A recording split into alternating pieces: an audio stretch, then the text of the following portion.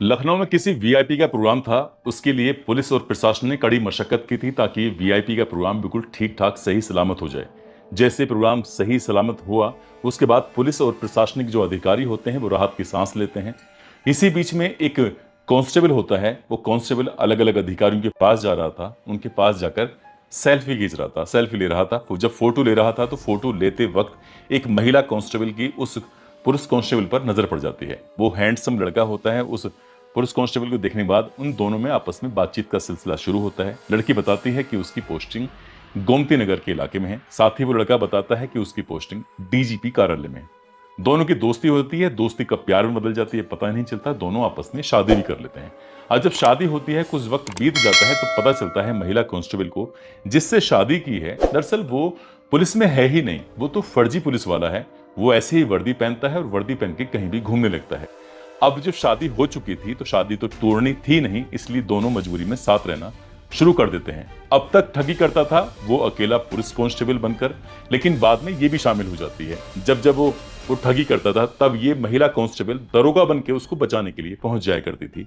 धीरे धीरे करके उसने इसी तरह से लगभग 12 अलग अलग महिला कांस्टेबल से दोस्ती की, उन्हें प्यार में फंसाया, उनके साथ शारीरिक संबंध बनाए।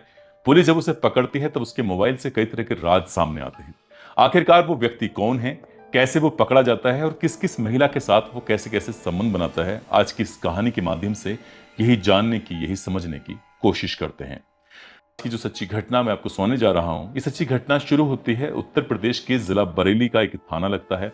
यहीं पर एक महिला कांस्टेबल की तैनाती होती है। महिला कांस्टेबल के मोबाइल पर एक मैसेज पहुंचता है और जैसे ही मैसेज आता है तो उससे पता चलता है कि या तो रुपए गए हैं या फिर रुपए आए हैं। जैसे ही महिला कांस्टेबल ने देखा तो उसके मोबाइल से 37,500 रुपए चले गए हैं। अब उसके जो खाते में से 37,500 रुपए जाना उसके लिए चिंता का विषय था। वो तुरंत ही उस बैंक में जाती है, जिस जो उसका खाता होता है, और जाकर पता करती है कि उसके 37,500 रुपए कहाँ कटे हैं। बैंक मैनेजर कहता है कि मैडम, आपने लगभग 23 लाख रुपए का लोन लिया है और उसी लोन की ये पहली किश्त गई है जिसमें आपके पैसे कटे हैं। जैसे ही महिला कांस्टेबल ने ये बात सुनी, उसके पैरों तले जमीन खिसक जाती है। वो सोचने पर मजबूर हो जाती है। कहती है, सर मैंने तो कोई लोन लिया ही नहीं है, मेरा खाते से पैसे ऐसे कैसे जा सकते हैं। वो बताते हैं, पूरी डिटेल देते हैं कि तुमने फला तारीख को फला जगह फला बैंक में इस तरह से पैसे निकाल लिए हैं और वो 23 लाख रुपए हैं, ऐसी बात नहीं है। तब उस महिला कांस्टेबल को याद आता है कि कुछ महीनों पहले उसके पास एक व्यक्ति का फोन आता है, जिस व्यक्ति ने अपना नाम राजन वर्मा पुत्र वीरेंद्र वर्मा निवासी गढ़ी मिदनिया जिला लखीमपुर खीरी, और उसकी जो पोस्टिंग होती है उत्तर प्रदेश पुलिस में बतौर कांस्टेबल की, उस पर वो लखनऊ में एडीजी कार्यालय में इसकी पोस्टिंग होती है। इन दोनों की बातचीत का सिलसिला शुरू होता है और जब सिलसिला शुरू होता है तो वो लड़की से मिलने के लिए आता है बरेली में। उस जब मिलने आया था तो उसके पास एक अच्छी महंगी कार थी। उसने अच्छे कपड़े पहने हुए थे, वर्दी के रूप में, बिल्कुल साफ सुथरा लग रहा था जैसे बड़ा अधिकारी हो, लेकिन कांस्टेबल की उसने वर्दी पहनी हुई थी। इन दोनों की दोस्ती हो जाती है। दोस्ती कब प्यार में बदल जाती है पता ही नहीं चलता। अब उसको महंगे होटल में लेके जाता है, महंगी खाना खिलाता है, महंगी महंगी चीजें दिलाता है। इसी तरह से उसकी दोस्ती थोड़ी सी और नजदीक बढ़ जाती है। नजदीकी बढ़ते बढ़ते इन दोनों के आपस में फिजिकल रिलेशन बन जाते हैं। इस तरह के दावे किए जा रहे हैं। जब ये सब चीजें होने लगती हैं तभी वो उसे कुछ लालच देता है और इसी बीच में उसके कुछ डॉक्यूमेंट्स निकलवा लेता है। डॉक्यूमेंट्स निकलवाने के बाद लखनऊ से ही उसके नाम पर वो बताते हैं कि कार खरीद लेता है और साथ ही उसके ही नाम से एक बैंक से लोन ले लेता है लगभग 23 लाख रुपए का। उसे पहली बार तब पता चलता है जब उसके खाते से 37,500 रुपए की रकम जाती है। तब वो 13 जुलाई 2024 को बरेली के एक थाने में एफआईआर दर्ज कराती है और फिर पुलिस इस मामले को गंभीरता से लेती है। 3 सितंबर 2024 को आखिरकार बरेली के सैटेलाइट बस स्टैंड के पास से उसको गिरफ्तार कर लिया जाता है और गिरफ्तार करने के बाद जब पुलिस उससे पूछती है कि तुमने ऐसा क्यों किया, तुमने शादी का झांसा देकर इस तरह से इस लड़की के साथ इस तरह से क्यों किया, तब वो कुछ चौंकाने वाली कहानी सुनाता है। इस कहानी को सुनने के बाद शायद आप लोग भी चौंक जाएंगे, सोचने पर मजबूर हो जाएंगे। दरअसल ये बताता है कि ये फैजाबाद में पेठा बेचा करता था, पेठे का कारोबार करता था और अयोध्या में ही भी काम करता था और फैजाबाद में भी काम करता था। ये इसकी एक पुलिस वाले से दोस्ती हो जाती है। बताया जाता है कि उस पुलिस वाले का नाम सुनील होता है, जो कि खुद को वो एसओजी में बताया करता था। अब इसी बीच में इन दोनों की जब दोस्ती हो जाती है, वो इसे पेठा दिया करता था, इससे सूचना लिया करता था, इस तरह की जब बहुत सारी नज़दीकियाँ बढ़ जाती है, तभी इस लड़के ने, जिसका नाम राजन वर्मा होता है, इच्छा ज़ाहिर की कि भाई साहब मैं भी पुलिस में भर्ती होना चाहता हूँ, कोई तरकीब बताइए। जब बात पुलिस में भर्ती होने की थी तो उसने कहा कि तुम 5 लाख रुपए का इंतज़ाम कर लो, पुलिस में भर्ती कराने की ज़िम्मेदारी मेरी है। आखिरकार 5 लाख रुपए का इंतज़ाम कर दिया जाता है और उस सुनील नाम के व्यक्ति को दे दिए जाते हैं, जो खुद को एसओजी में बताया करता था। इसके बाद उसने उसकी नौकरी लगवा दी। उसे कहा कि तुम्हें मेले में ड्यूटी करनी है, उसके लिए वर्दी सिलवा दी, उसके लिए जूते दिलवा दिए, जो भी पुलिस के पास वर्दी में सामान होते हैं, वो सारी चीज़ दिलवा दी, आई कार्ड तक दिलवा दिया और मेले में जहाँ-तहाँ वो नौकरी करने लगा। अब जैसे ही महीने का शुरुआत होती थी, तो पिछले महीने की सैलरी तुरंत उसके खाते में आने लगी। 3 महीने तक उसने इसी तरह से काम किया, लेकिन 3 महीने बाद उसको एहसास हो जाता है कि शायद वो पुलिस में नहीं है, उसके साथ ठगी हुई है। अब वो अधिकारियों के पास जाता है, थाने जाता है, जाकर एफआईआर दर्ज कराता है, कहता है कि सुनील नाम के व्यक्ति ने उसको छल किया है, 5 लाख रुपए उसने उससे ले लिए हैं और जबकि उसकी जो पढ़ाई-लिखाई है वो 8वीं पास तक है। हालाँकि उसने वादा किया था कि 10वीं और 12वीं के भी वो कागज़ बनवा कर दे देगा। पुलिस अब इस व्यक्ति के खिलाफ मामले की जाँच-पड़ताल में जुट जाती है, लेकिन राजन वर्मा को 3 महीने वर्दी पहनकर ऐसा लगा कि जैसे वो सचमुच पुलिस वाला ही है, कि उसने बहुत सारे तौर तरीके सीख लिए थे। इसलिए पुलिस सुनील के खिलाफ तो कार्रवाई में जुट जाती है, लेकिन ये राजन वर्मा जो होता है, ये मुरादाबाद की तरफ निकल जाता है।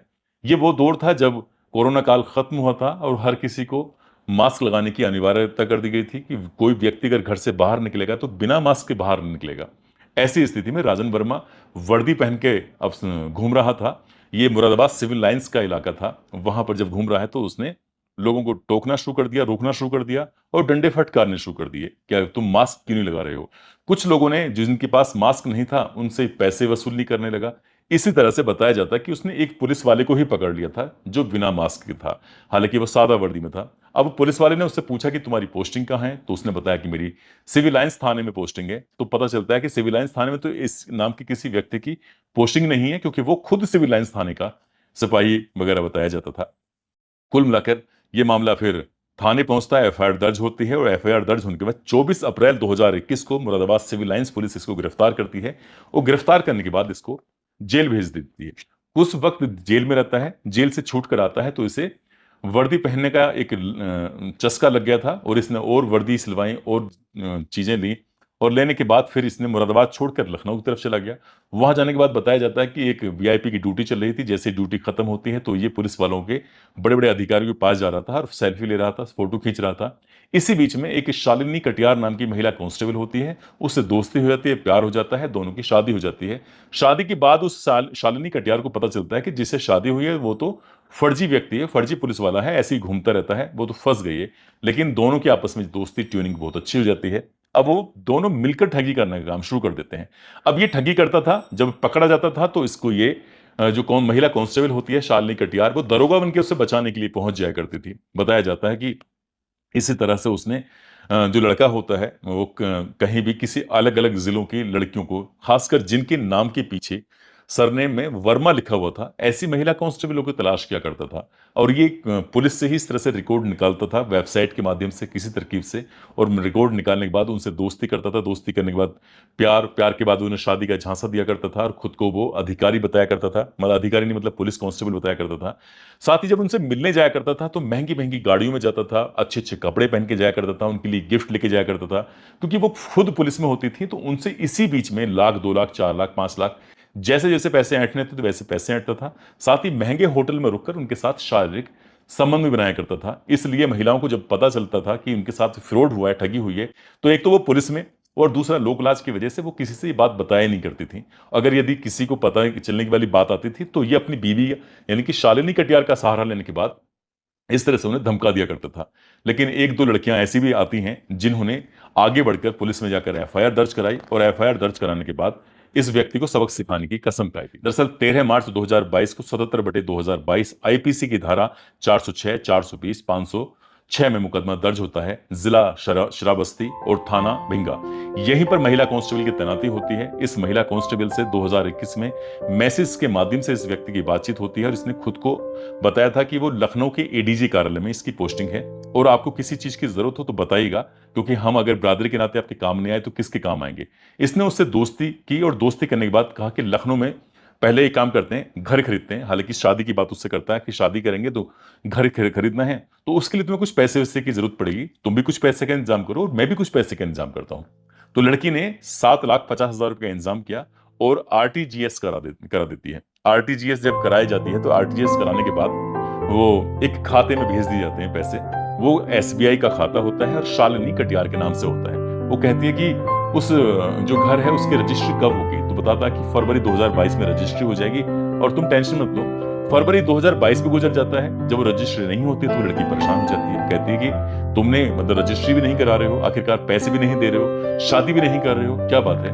तब वो लड़का इधर उधर की बातें करने लगता है। तब उसने लड़की ने यानी कि महिला कांस्टेबल ने, जो कि श्रावस्ती थाना बिंगा की रहने में पोस्टिंग होती है, उसने पता किया कि ये तो फर्जी पुलिस वाला है और जिस खाते में पैसे गए हैं वो असली महिला कांस्टेबल है जिसकी पोस्टिंग लखनऊ थाने में है। तब ये थोड़ा परेशान हो जाती है और एफआईआर दर्ज कराती है ताकि इस व्यक्ति के खिलाफ कड़ी से कड़ी कार्रवाई हो सके। कुछ वक्त बीत जाता है और एक और मामला सामने आता है। 13 नवंबर 2022 का लखीमपुर खीरी का थाना लगता है मितोली। यहाँ पर एक महिला कांस्टेबल की पोस्टिंग होती है। बताया जाता है कि इसने, उसके नाम के पीछे भी सरनेम में वर्मा लिखा हुआ था और इसके नाम में सरनेम में वर्मा है। इसने खुद को डीजीपी कार्यालय में पोस्टिंग बताई थी। कहा कि एक काम करते हैं, लखनऊ में मैं आपके लिए एक बढ़िया सा प्लॉट दिलवाता हूँ, आपको परेशान होने की जरूरत नहीं है, आपके पास नाम एक घर होगा और प्लॉट होगा तो कितनी अच्छी बात है। इस तरह से उसने अपने प्रभाव में लिया। वो प्रभाव में लेने के बाद उसने कहा कि आपको 7 लाख रुपए का इंतजाम करना है। उसने 7 लाख रुपए का इंतजाम किया और एक खाते में ट्रांसफर कर दिए। जब ट्रांसफर कर दिए उसने कहा कि कुछ पैसों की और जरूरत है, तो उसने अलग अलग किस्तों में 5 लाख रुपए और दिए थे। यानी कि लखीमपुर खीरी के थाना मितोली में जो तैनात महिला कांस्टेबल होती है उसने 12 लाख रुपए की रकम दी थी। 7 लाख रुपए खाते में डाले थे और 5 लाख रुपए अलग अलग हिस्सों में दिए थे। अब बताया जाता है कि ना तो इसके नाम प्लॉट करवा रहा है, ना ही घर नाम करवा रहा है।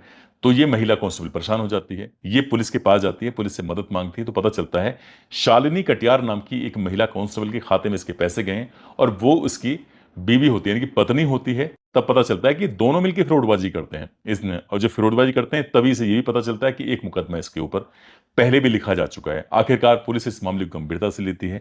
15 नवंबर 2022 को इन्हें गिरफ्तार किया जाता है और गिरफ्तार करने के बाद इन दोनों को जेल भेज दिया जाता है, यानी कि राजन वर्मा को और जो महिला कांस्टेबल होती है उसको भी भेज दिया जाता है जेल में।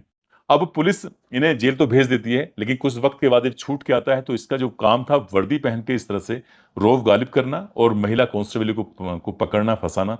जब पुलिस, बरेली की पुलिस इसे गिरफ्तार करती है, गिरफ्तार करने के बाद जो इसका मोबाइल अपने कब्जे में लेती है तो पता चलता है कि लगभग 10 से 12 महिला कांस्टेबल के ही संपर्क में था और 10-12 महिला कांस्टेबल संपर्क में होने के बाद उनसे चैटिंग क्या करता था, उनसे बातचीत क्या करता था, उनकी फोटो उसके मोबाइल में थे, इसके फोटो उनके मोबाइल में होते हैं। और उनमें बताया, दावा ये किया जा रहा है कि लगभग 10 से 12 महिला कांस्टेबलों के साथ इसने शारीरिक संबंध भी बनाए हैं। और जब जब ये फंस जाया करता था तो जो इसकी पत्नी है, जो महिला कांस्टेबल होती है, वो दरोगा की वर्दी पहनने के बाद अपने पति को बचाने के लिए पहुंच जाया करती थी। हालांकि पुलिस अभी इस मामले की जांच पड़ताल में जुटी है ताकि इस आरोपी के खिलाफ कड़ी से कड़ी कार्रवाई हो सके। और पुलिस ने ये भी एक मैसेज दिया है कि ऐसी कई महिलाएं होंगी, महिला कांस्टेबल, जिनके साथ इसने ऐसा फ्रॉडबाजी की होगी, जिनसे इसने पैसे लिए होंगे। कई महिला कांस्टेबल लोक लाज की वजह से सामने आने से शायद बच रही होंगी। उन्होंने अपील की है कि ऐसी किसी महिला कांस्टेबल के साथ इसने अगर गलत किया है तो उन्हें गोपनीय रूप से चुपके से अपने पुलिस से संपर्क साधना चाहिए।